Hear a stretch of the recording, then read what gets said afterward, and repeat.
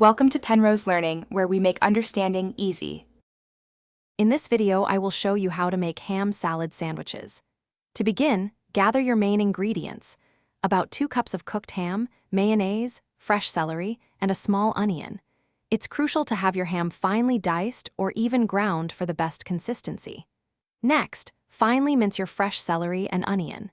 These simple preparations are the foundation for a truly delicious and satisfying sandwich experience. Now, let's create that perfect ham salad mixture. In a medium bowl, combine your 2 cups of finely diced ham with about 1/2 cup of creamy mayonnaise.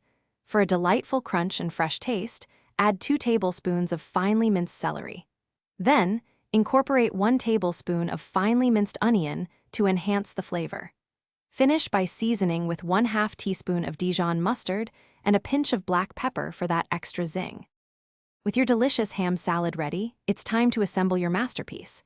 Select your favorite bread. White, wheat, or rye all work wonderfully. Take 1 slice and spread a generous amount of your freshly made ham salad evenly across it, from edge to edge. Then, gently place a second slice of bread on top to complete your sandwich.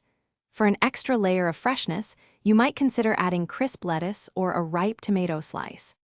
Now for the best part: serving and enjoying your homemade ham salad sandwiches. For the freshest taste, serve them immediately. You can cut your sandwiches diagonally or into quarters, which makes them easier to handle and perfect for sharing. These delightful sandwiches pair wonderfully with classic potato chips, crisp pickles, or a light side salad. If you have any leftover ham salad, store it in an airtight container in the refrigerator for up to 3 days.